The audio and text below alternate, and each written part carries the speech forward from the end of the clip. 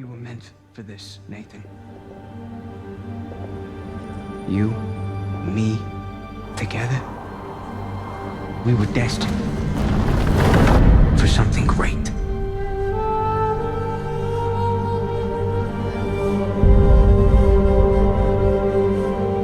For those who prove worthy, paradise awaits.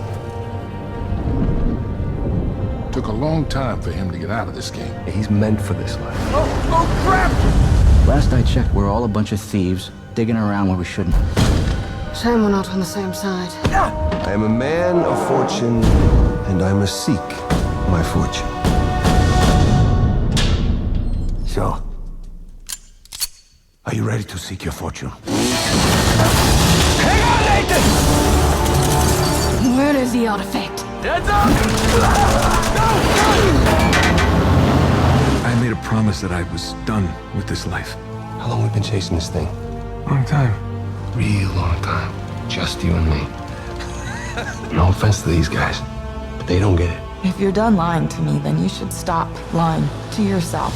The biggest pirate treasure of all time is within our grasp. Look, Nate, I'm gonna make you a one-time offer. Drop everything.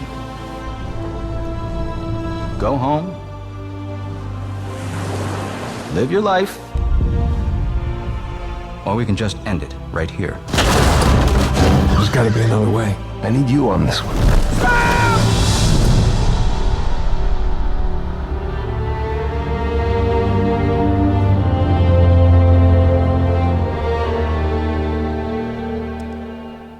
All right, let's get started.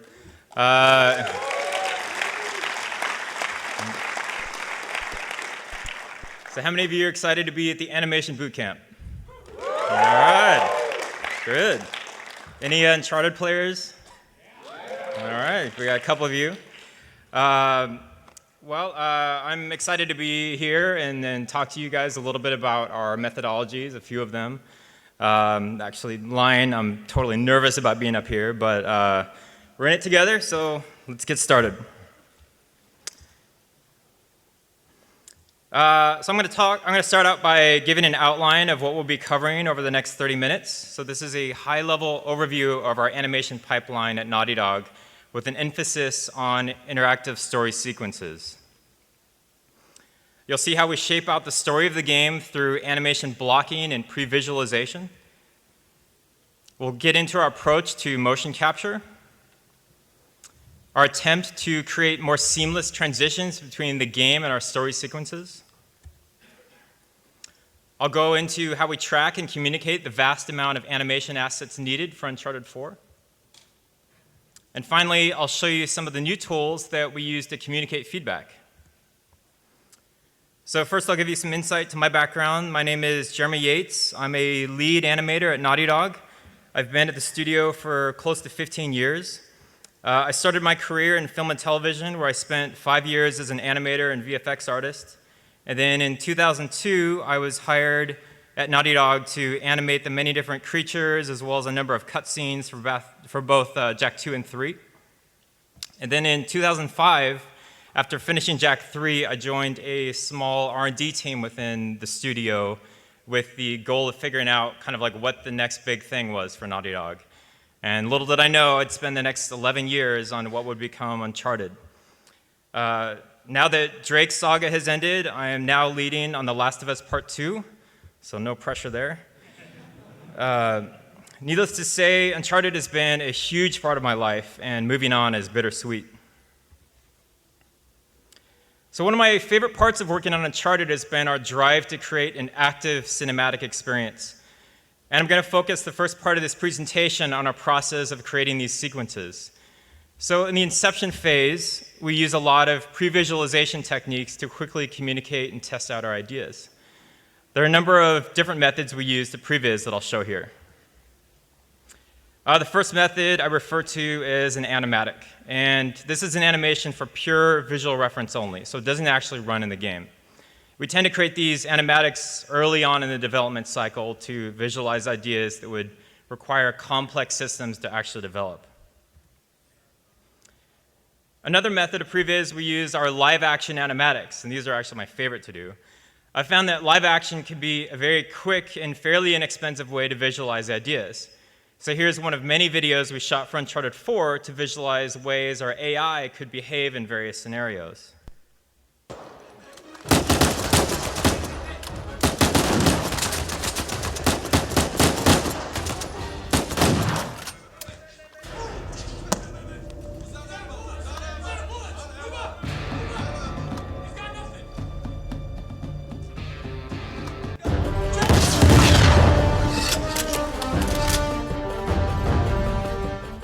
Like I said, these are super fun to do.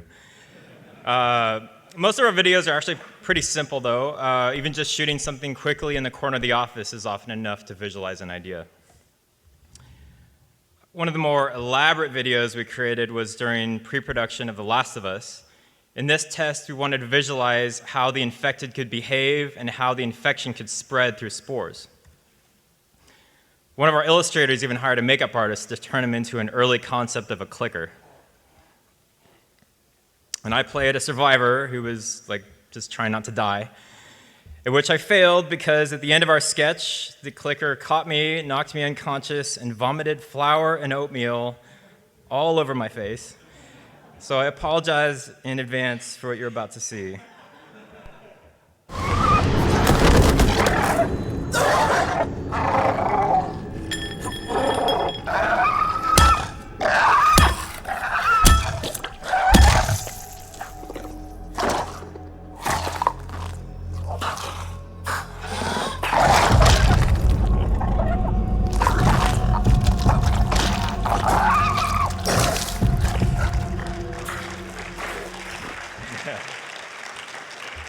Yeah, talk about taking one for the team.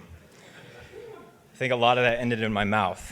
So if any of you think you're having a bad day at work, just remember, this may have been worse. Here's my bottom line.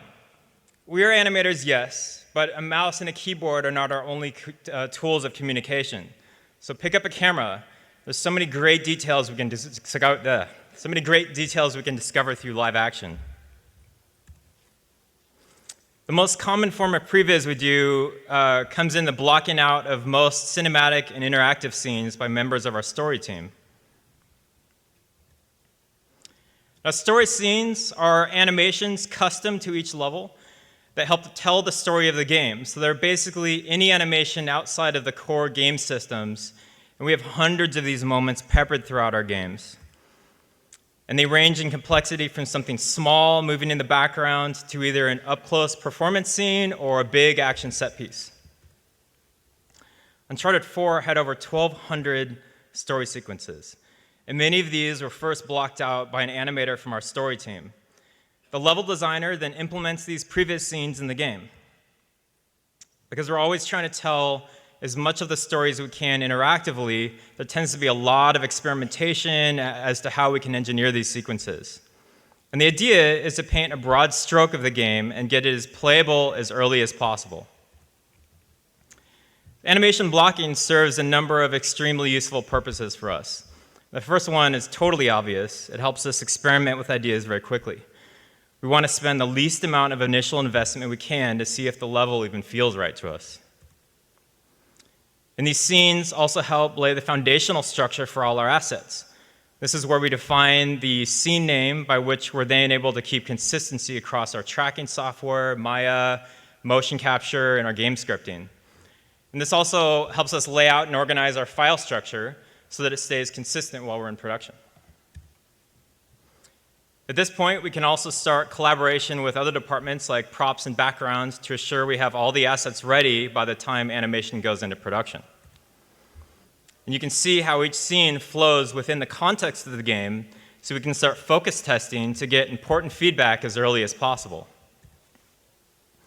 And these initial scenes also help provide a good idea regarding the scope.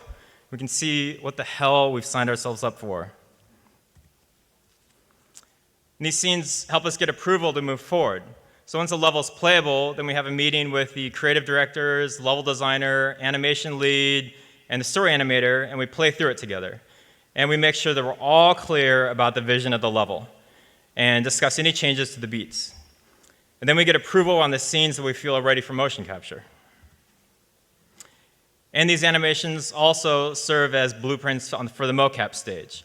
It helps us figure out how we're going to capture the elements that make up the scene, as well as where exactly the action takes place in the environment. So now I'm going to segue into our motion capture process. Our stage is located at the Santa Monica Studios campus, which is about a 20-minute drive from Naughty Dog. On the stage, we build a lot of environmental pieces for our actors to interact with. We feel that the more they can actually lean on, touch, climb over, or physically move, the more grounded they'll feel in the scene. Our stage is a pretty modular library of wood boxes, truss, and various items that help us quickly build the necessary touch points of the environment. So here you can see us build the Uncharted Jeep.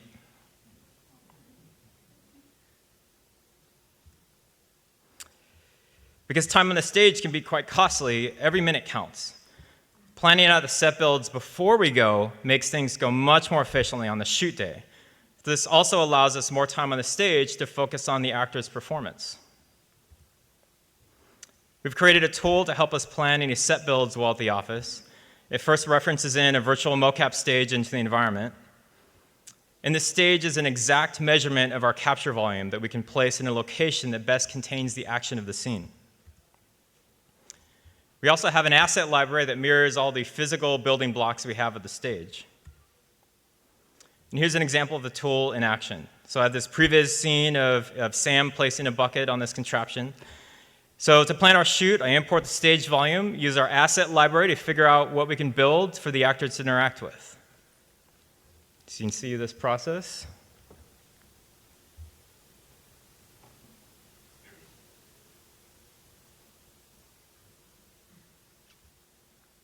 This is sped up. I can't work quite this fast. To plan our shoot, we import the set build as well as the surrounding level geo are sent to the mocap stage to provide a blueprint for the shot. So this is kind of what they get. On average, it takes 5 to 10 minutes to build the set from blueprint. And while the set's being built, I'm actually walking the actors through the sequence. And I usually show them a previs that I've captured from the game to help give them a more visual context to the scene and the environment that it takes place in. In the view, we view the action live on screens throughout the stage. You can see we have a number of them around. And that helps give the actors and directors better reference to the environment. Our shot list is created using a Google Sheet template I'd set up. It allows many people to collaborate on the shot list both before and during the shoot. The directors often carry around an iPad on set with a live shot list. And on a shoot day, we assign someone dedicated to taking notes that then get added to the shot list. And these notes are generally paraphrases of the direction given for each take, as well as any additional information the director wants recorded. And since we often don't shoot everything in order on the list, they highlight the lines for us that have been shot, so this helps us keep track of what's been done and what's left. Then these notes get fed into our animation library along with a motion capture and video reference for that shoot.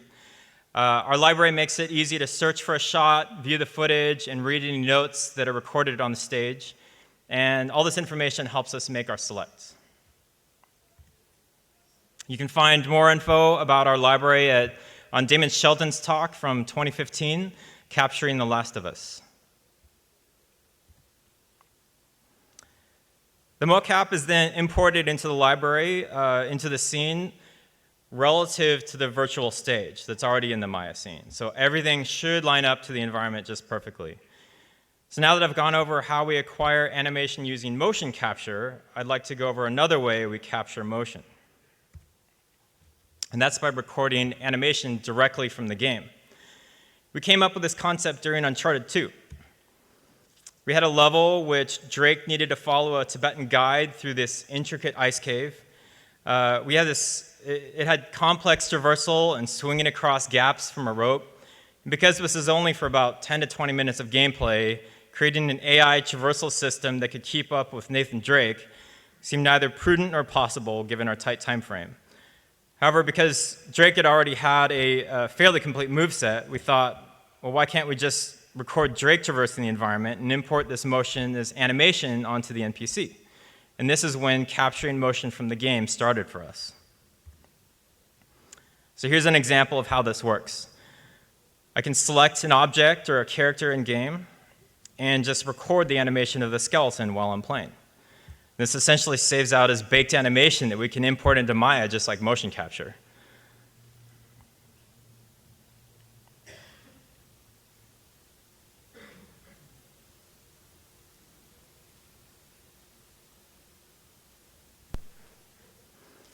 So even though we expanded our NPC's traversal skills in Uncharted 4, we did use this recording technique anytime the traversal went beyond either the physical or the visual abilities of the AI.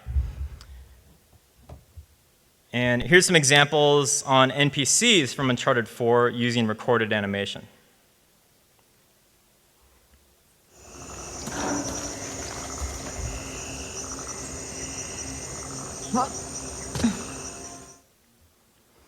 So we actually use this technique a lot for other purposes like creating previs animations. This pretty much allows us to use the game character like a puppet that we can use to create new animations. So the next part of this talk, I'll cover how we attempted to create more seamless transitions between the game and our story animations. So in previous games, we would just blend the character into the beginning of the scene, and this wasn't very flexible, and the results were sometimes horrifying, depending on the angle or the distance from the scene that the player triggered the interaction. So let's look back at the good old days of Uncharted 2 and 3 and cringe together.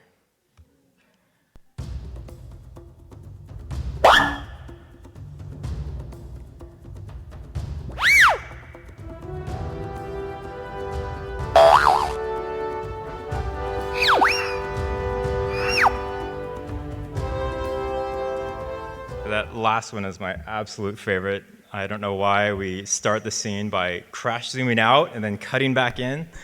That's definitely the design team and animation team not being on the same page. So the biggest problem we had to solve was how to develop an animation entry system that could move the player from where they press the interact button naturally into the starting position of the scene. So this is what we came up with in the final game. It ended up being a very hard problem to solve the way our player is coded, but it was a huge step forward for us in getting the transitions into these scenes to be a lot more fluid.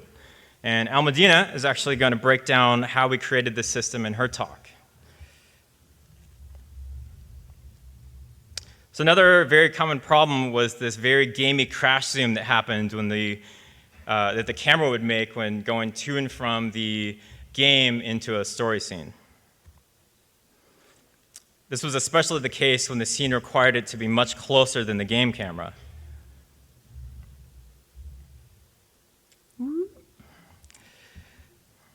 So to help solve this, I created a library of follow cameras at different distances and offsets relative to the player. If the scene started in a medium close shot with Drake on the left, which is pretty common, we could blend between the game camera and one of these transition cameras that best match the shot. Now it's important to notice that this was not just a blend over time that happened after the interact. This blend was it was based on the distance between the player and the interact point, so that when the player was close enough to trigger it, the camera was already in place.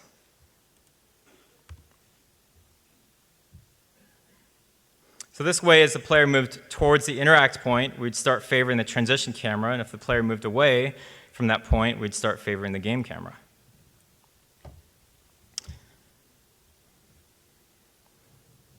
So for future games, we may automatically create these transition cameras on the fly to match the first and last frame of the scene. So we'll see. I'll have to take some programmers out to lunch for that one. So the final touch of the transitions came on the scripting side. And this is where we could define which style of entry system to use for the scene. We had a number of different entry styles, like run, walk, crouch, or stealth that we could pick from, and Almudena made most of those. We control how we want to blend the characters to and from the game. We also defined where to put an abort frame. Now, an abort frame is where we allow the player to cancel the animation to regain control after a certain defined frame of the animation. So here's an example of a scene that ends through a door. We want to allow the performance to take whatever time it needs to naturally settle into the player's standing animation. This could sometimes take a few seconds if they're recovering from a big action. While this looks natural, it doesn't necessarily feel good to the player if they have to wait this whole time to get control back. So if I back it up a little bit, right around here is where I'd really like to have control back. So I set an abort frame here in script. So now you can see the final result. If you look at my controller input at the bottom of the screen, you can see when I try to push forward to cancel out of the animation. And so then it just blends right out. So abort frames are critical in finding that balance of both the look and the feel of interactive animation. We use them on almost every player-controlled animation in the game. Many animators just try and end the animation as quickly as possible, and you know what that looks like. You end the scene, and then you go into this idle, and you move on. So we're trying to get rid of all that. So you guys know what I'm talking about there. So if you aren't already using abort frames, try and get them implemented at your studio. Take a programmer out to lunch. So Uncharted 4 was definitely the largest project we've ever created. These stats will give you an idea of the animation footprint. Our gameplay was made up of 34,000 animations, which totaled 14.5 hours between Drake, enemies, and NPCs. So it was a crap ton. And our story animations consisted of 5 hours and 40 minutes of interactive scenes and 2 hours and 45 minutes of cinematics. It took a team of 18 staff and 12 contract animators in-house to handle all the gameplay and story scenes, plus an additional 44 animators at its peak at Sony San Diego working on many of the cinematics. So there was a lot of moving parts. Next, I'll show you some of the ways we kept track of everything, all without any in-house producers. Yeah, don't get me started there. So because our projects have become so complex, we needed an easy way to track and communicate all that information to help. And to help with this, we created a proprietary tracking software called Tasker. And Tasker was engineered by one of our company presidents, Christoph Balestra. Tasker has been so helpful, and we're constantly evolving it to best suit our needs. So I only have time to cover a small aspect of Tasker, so let's go over how we use it on our story scenes. Tasker is made up of individual tasks, which typically look something like this. Each animation scene is given its own task. So as you can see, it almost looks like a wall on Facebook. This is where all the information about the task is communicated. We can add team members, descriptions, media, and comments, as well as other relevant info like my paths and links to the game. And all these links plug directly into external programs. So from your task, you can launch the scene in Maya or launch the game to exactly where it takes place. So it'll actually load that checkpoint for whatever your animation is, which is totally awesome. And this makes your task the best place to start your work. Each of these tasks can be collected and sorted in a number of different ways, one of which we call a report. So in previous Uncharted games, long before we had Tasker, we used to track all our interactive scenes through an elaborate Excel sheet I'd created. And from there, I would assign animators to the shots, and they would update the status of their work. And this fed into various graphs to show us how everyone was doing and how the workload was being distributed between animators. I tinkered with this thing for like a year and a half, so it got nutty. But now through Tasker, we have the animation report. And it collects each of the story tasks into one giant spreadsheet. This page was designed to replicate the features we used to use on my Excel sheet and then some. So if I zoom in, you can see we have a number of columns that we use to track things like design approval, mocap information, audio needs, etc.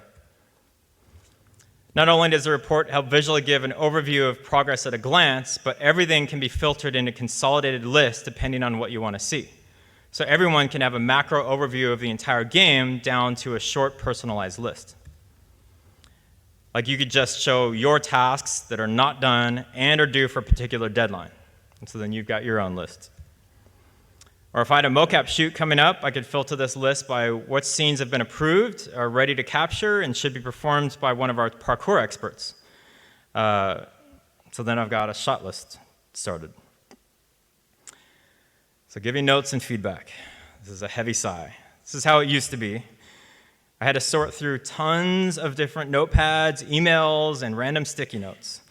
And this was hard enough communicating the issue I'd seen in a specific place in the game, but keeping track of all these notes and giving them to the right people was very difficult and time-consuming. It was a total mess. So we developed some new ways for us to give notes that have really helped communication flow easier. The first was through tasks.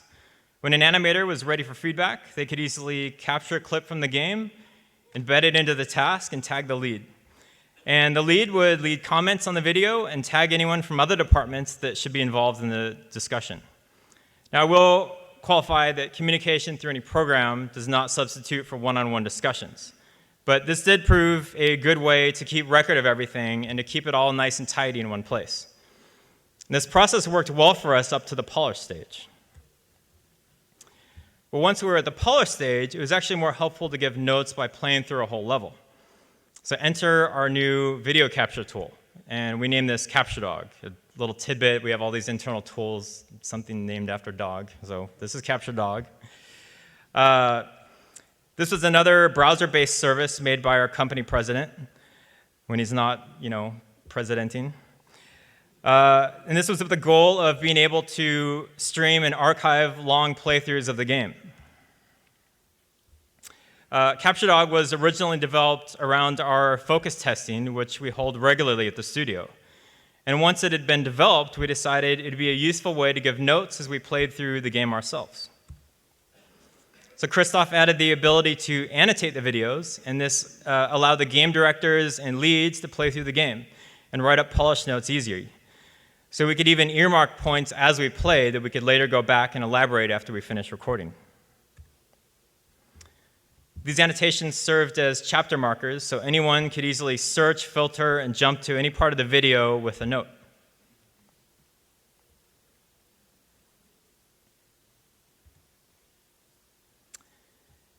And these annotations were able to integrate back into Tasker. So we were able to convert the annotations into subtasks inside of a task, as shown here. And all these subtasks could be assigned to individuals. So if you were assigned a note to fix, clicking on your subtask would open up a new browser tab and jump you directly to the point in the video that the note was taken. This made giving feedback much easier, and having this capture tool was a total game changer for us. And I really believe that we wouldn't have been able to achieve the level of polish we had in Uncharted 4 as quickly as we did, and it was because of this powerful way of communicating. So that's a wrap.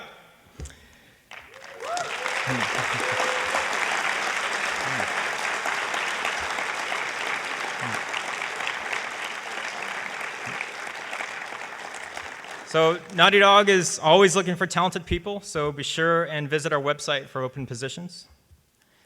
Naughty Dog has a few animation talks this year you should be sure to check out. Almudena Soria is one of our lead animators.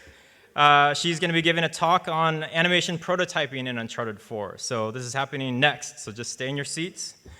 One of our amazing technical animators, Michal Mach, is talking about the physics animation in Uncharted 4 on Thursday. And be sure to tune in to the Twitch stream, the Twitch Animation Exchange tomorrow. One of our star story animators, Jonathan Cooper, who will be talking about the interactive cinematic sequences in Uncharted 4. And thank you all for coming.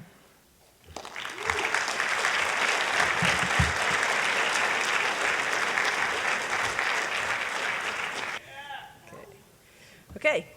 Hello, everyone. My name is Almudena Soria, and I'm a lead animator at Naughty Dog. With this presentation, I'd like to inspire and encourage animators to be proactive on the decision-making of the animator features that are implemented. Identify areas that could be improved and offer solutions in visual ways. game development will benefit from these kind of profiles to improve gameplay animation. So let me introduce myself. I've been working making games since 2001. I started in small companies in Spain.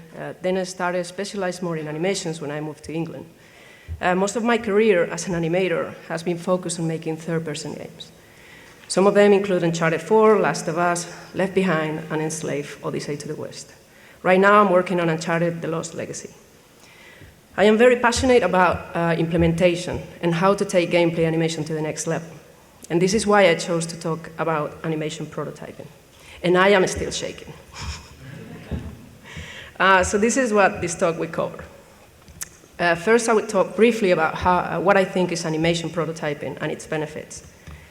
Then I will talk a little bit about why prototyping started to be accessible and used by animators at Naughty Dog. And on the last part of the talk, I will go over some prototypes that I created for Uncharted 4. So, animation prototyping. What is it? I think of it as a basic version that serves as an example and visual representation to implement a complete game feature.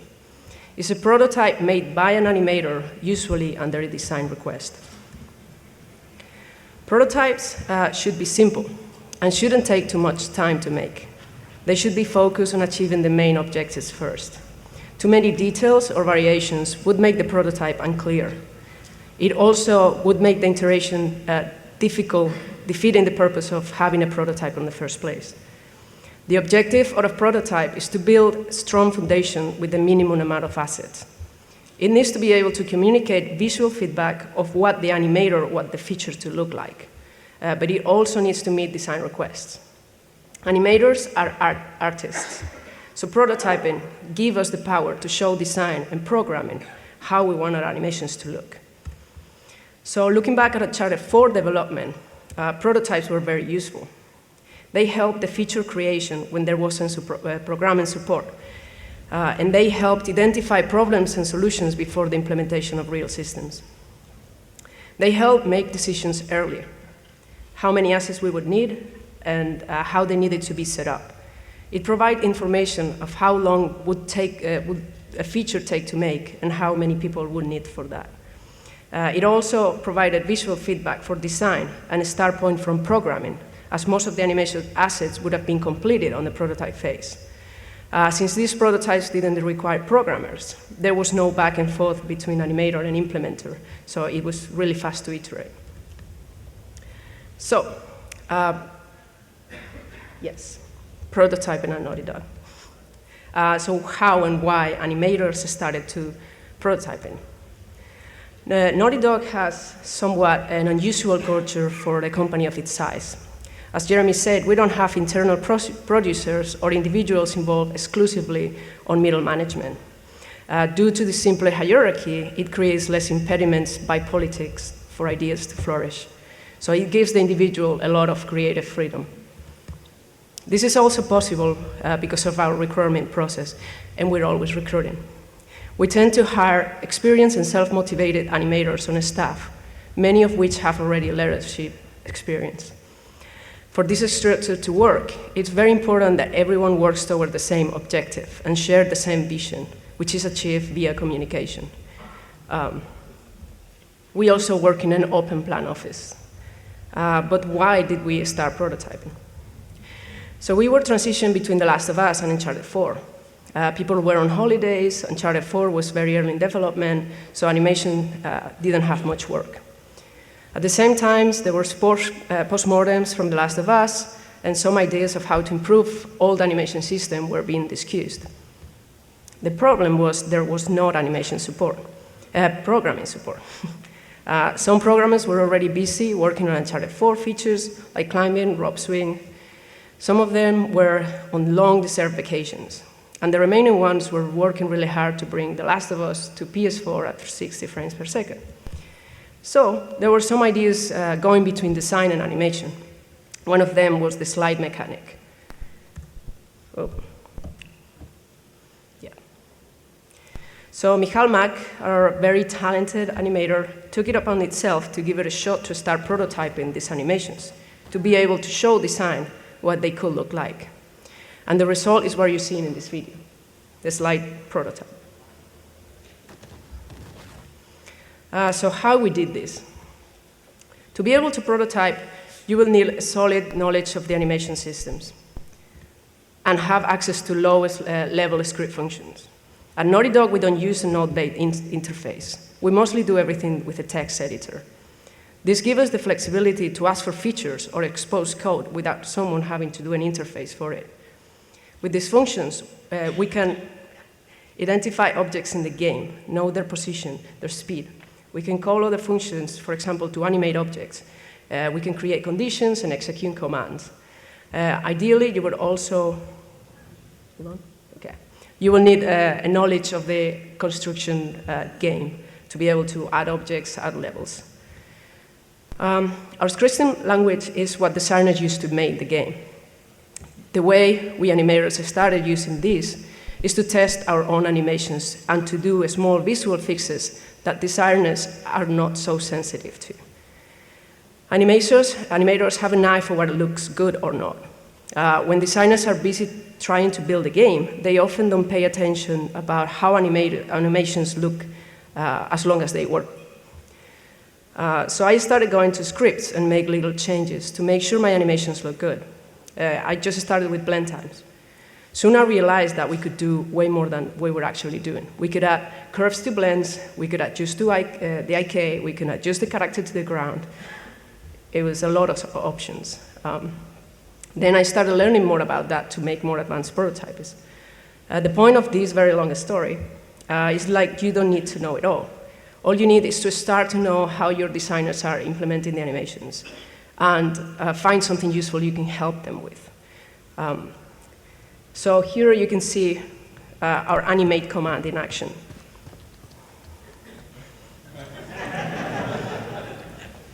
So you can see how simple this is. It's just we call the command, we call the player as the object, and then we play an animation. So it can be really fun. And this is all the extra options we have with that command. There's so many that I couldn't put them all in. But if we ever need something extra, we could ask a programmer and they would add it pretty fast. So now let's go through some examples. Next, I will be showing some of the prototypes I made for Uncharted 4. And I will show the initial Maya setup, some of the scripting part without going into much detail, in earlier stages to the final implementation. And before I start, I would like you to go through over some of the naming convention that might be different, but I believe we all have the same things. Okay, so let's move on. So, the entry system. Jeremy already covered a little bit of it. I'm going to tell you how it started. So the entry system is what it allows the player to get into position when interacted with something. As we had to do some research to improve that. At the time of the project, we didn't have enough programming support. So after I saw what Michal did with the slide, I felt really jealous. So I decided to give it a go. At that time, I already had a good knowledge of the animation systems in our game and some of the scripting. So I wasn't starting from scratch. Here are some examples of The Last of Us Left Behind. Anything? This system was better, but it still used a procedural system to reach the point. It used the character locomotion animations instead of a straight blend. It was an improvement from the examples that Jeremy showed, but it still wasn't perfect. Oh, come on. So I thought the reason of this system didn't look good, it was because it was fully procedural. This was responsive, but it didn't look very good. It was very linear, very robotic. So Uncharted 4 animations were even more responsive and fast than The Last of Us. So I thought it would definitely be a problem to have this system. So my first thought was that adding animations to the approach to the interaction point would make it look better. I knew a fully animation system driven wouldn't cover all the cases, but I wouldn't worry about that just yet. Like that. Okay. My inspiration for this prototype was that our NPCs already used an animation-driven entry system for enter features like cover or traversal packs or cinematic action packs. In this video, you can see the different angles they choose, the coverage, and how they use them automatically.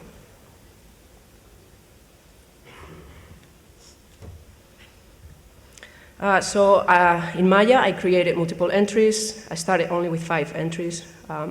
I made the end pose a common pose that it could be mirrored. I was thinking ahead to account for foot skipping when it switched foot, so we could mirror the entry in real time. Also, we didn't know what kind of IGCs we were going to have, so having a neutral pose that doesn't favor a side or a foot, it would be more convenient. So this is the script. So I started the script later.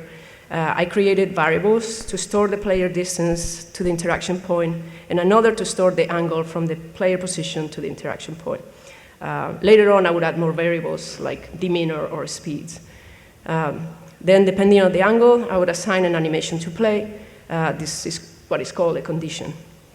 If a condition was met, I would assign an entry animation to play. Then I would, once the variables were set and animations were chosen, I would choose an animation, play it in the character, and once the entry was finished, I would play the IGC. This was definitely a learning curve. I haven't had to make these difficult conditions, but by asking designers, other colleagues, programmers, I was able to get this working. And if that didn't work, I could always go and copy, paste, replace. So here's how the first iteration looked like. I started with just a simple walk-in entry set and just one single type of IGC, which was just pushing a door. I tested out the angles, and all seemed to work pretty well. It was pretty fluid already.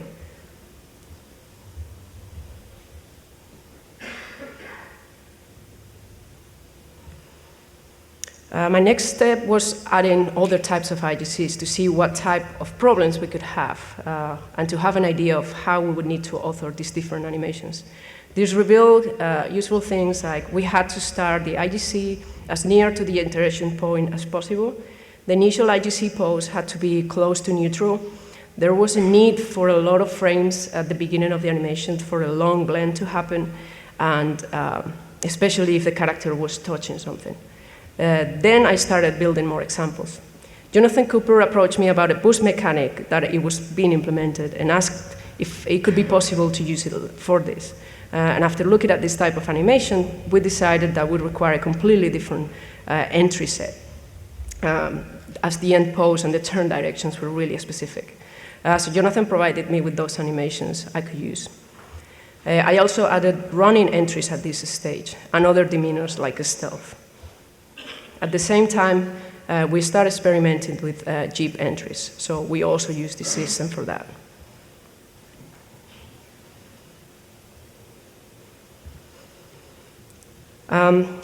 We also had this system for swimming entries. All I needed to do is get the script and do a 3D approach where you could enter from above and below, so the angle was like 3D dimension. Also, I added less animations for this, as in water you can add more blend. And here's a video of the final result. The system was used more than 250 times in Uncharted 4. Big Brother some years back. The system is far from perfect, but it handles different positions and orientations from the character. One button press, it uses the procedural locomotion to start moving towards the objective. Then it finds a suitable animation and plays it. What you got. So it's a hybrid of procedural and animation-driven system. Hey, I got something here. What is it? No, Rob.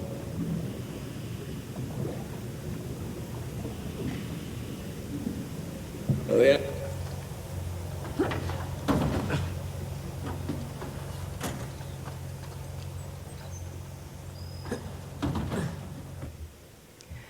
Okay, so let's move on to the next prototype. For E3, we were going to show a convoy chase. The site wanted to have enemies driving jeeps, shooting at you, jumping from vehicle to vehicle, pure madness. So I was asked to take care of this, so I decided to start making the animations. While making them, I realized that I could actually implement them myself to test if they were working. With the experience I had with the entry prototype, I decided to give it a try. So I started with very, very rough animations in Maya. I decided they would need to jump from the 3 sides available of the back of the Jeep, left, right, and back. They would need to get ready and hold there until a jump was possible. Then they needed to land at least in 4 different locations of the player Jeep. So I created a loop in the air and a land animations per side. The ready and the first part of the jump would play from the original Jeep, and the second part of the jump and the land would play from the destination Jeep. And this is what the script looked like. Similar to the entry system, all I needed to know is the distance from the enemy Jeep and the angle between both. Then I created conditions to choose different animations and play them, very similar to the entry system. In this case, I had to do an extra step. As the Jeep are moving objects, I had to parent the animations to one or the other. The script looks more complicated, but it's just because there are more animations to choose from. And this is what the first iteration looked like. I only added one angle to start with, just to make sure the logic for just leaving one Jeep to the other was working. I also added a very, very long blend between the takeoff air time to the land air time.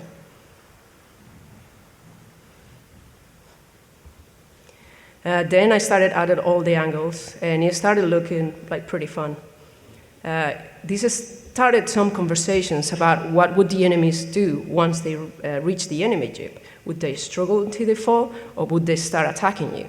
These examples allow us to make early decisions of what size of the Jeep they will land on and what poses approximately they have to need for the melee system to take over.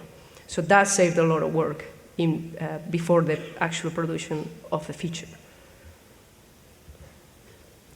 Once I had a robust prototype, I went and captured the moves.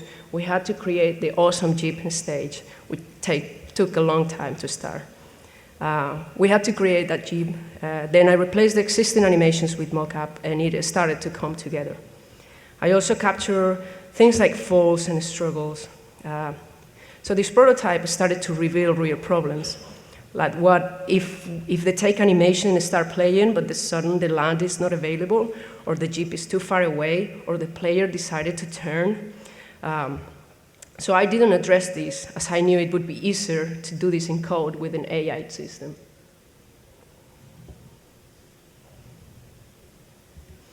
I had some little time to spare, so I asked Michal Mag, a ragdoll physics animation expert, to give me a hand to add ragdoll to these enemies. At the time, he was developing an animation ragdoll system for climbing, so it was quite easy to implement it for this. It would give a more realistic feel, as the Jeep could be bouncing around, steering side by side. It was also useful to get this working, so the enemies, when they fell in the ground, they wouldn't go and penetrate the environment. And also, when they're unable to reach the Jeep, they would not reach it. So once I had the Jeep working, they wanted to put enemies on motorbikes. So I made motorbike animations and plugged them into the existing script. It was mostly copy, paste, replace. They also requested if we could have them jump in from bikes to actual trucks. So that was really easy to implement too, as it was the same system, different animations, different objects. By the time there was someone available to implement the system, the majority of the assets were ready for them to start programming. Better logic for the AI to make right decisions was also made at the real system implementation stage. And this is why it ended up looking.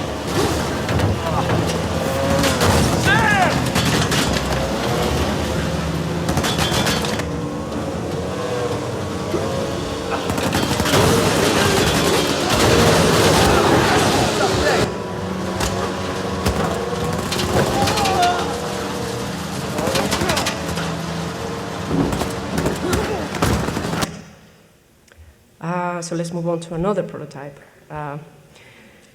Crowds, how fun crowds are. We were showing at E3 a section of the market in Uncharted 4, it had a lot of people in it.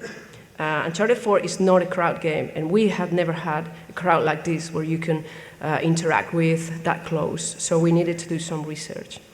We already had a small system for The Last of Us for people running away from the infected.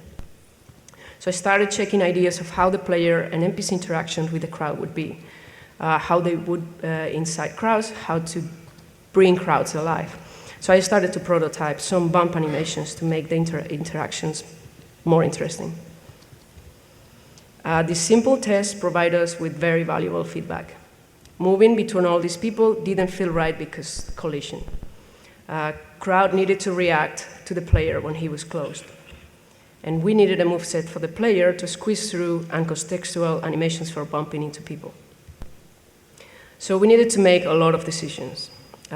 Would people be able to flee if there was a fight? How many people? We would need to make a space to look crowded, like a market of an auction.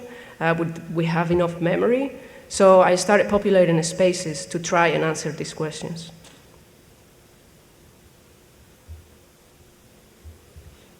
My next step was to add reactions to the crowd. They would need to look, turn their bodies to make it easier for the player to squeeze. First, I had to get the character in a common subtle idle, so I could layer animations on top. I did this on a distance check. As well as playing this more subtle idle, the crowd would look at the player for a certain amount of time. Then I checked for a shorter distance and added a check for the angle between both characters. And with these conditions, I would choose a suitable animations for the NPC to react to the player squeezing in. The idea behind this was not only to add a reaction, but also help reduce interpenetration between the characters.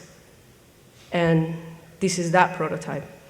One of our programmers wrote a really cool system for the player to navigate between people that wasn't based in collision, so it felt really good.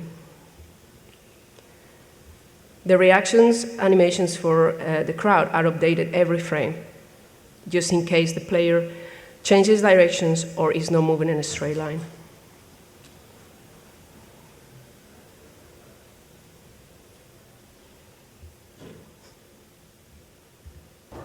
So here's the final result.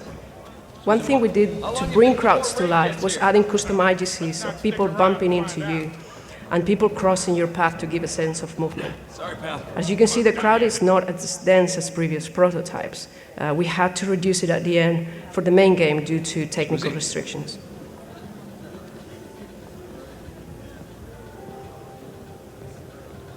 Excuse me. Okay, next prototype. Bender's apple and a lemur. So yeah, no animals were harmed. One of the first design ideas for the market was to create a moment where the vendors notice the player and chase them to try to sell him stuff. This type of prototype was less about playing animations on the character, but controlling NPCs' locomotions through the script. We have the ability to turn their brain off and broadcast commands. So I started by creating a point in front of the player, and I made the NPCs move towards it every frame. When the NPC reached a certain angle and distance from the player, they would change to a strafe moveset to face the player. If the NPCs were far away, they would run to the objective. Then I added layer animations for more flavor. And here you can see that the script is not about choosing animations and play them, but use commands to control NPCs. The animations are handled automatically by the locomotion system. This is a great way to prototype behaviors, and it's used a lot by our designers. The only way I had to prototype this was real NPCs which had the ability to strafe. Our crowd characters weren't set up for doing this. So before asking programmers for such a feature, I wanted to see what it could look like before investing the time of that implementation. And here you can see, oh, yes, sorry. So at that time, programmers weren't sure that we would have enough time to implement such a feature. So we started thinking, how could we make this moment work with a more static scripted crowd character? This is an example of it. We would get pinched in a crowd cluster, and at the end of the pinch, you would encounter the apple lady, and obviously you see the interacting prompt, and you press it, and then you buy an apple. There were also some ideas floating around. One of them was an interaction with the lemur. So Ricky, one of the designers on that level, showed me a picture of a lemur on someone's head. So that made me think, how could we do this in gameplay? So I made rough animations of the lemur getting to Drake's shoulder and stealing the apple. The way I set it up, this is the lemur would play an animation from Drake's spine, and it was also parented to that joint. Drake animation would play sync layer animations on top of his walk. I knew this wasn't going to be perfect, but I felt the payoff of this happening in gameplay, it would be worth it. And this is how it ended looking in the main game. They look like you could use an apple. Come on, man. Only 1,588. Okay, fine. Here. Oh, thank you very much, sir. Enjoy your apple. And tell your friends.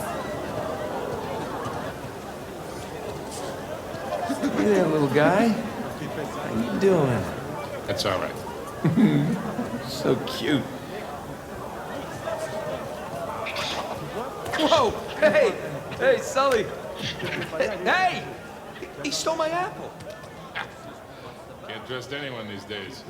We also had to account if the player hadn't interacted with the apple. Hey, Sully! Look who's back. Rabies. All right. Snakes. See you around. Okay, so I'm going to show now other prototypes. Time you got us lost in Peru? So we also experimented with conversation systems, creating conditions to play layer animations on different states for the player, whether they're running or walking. Also experimented with Animal Flea, so we can create a system where the designers could easily play these animals in the environment without having to worry what the terrain looked like, etc. We also tried water life. Try to make the NPCs more believable, reacting with the environment. And finally, something that didn't make it into the game, a prototype where you could play fetch with the dog. Spoiler alert.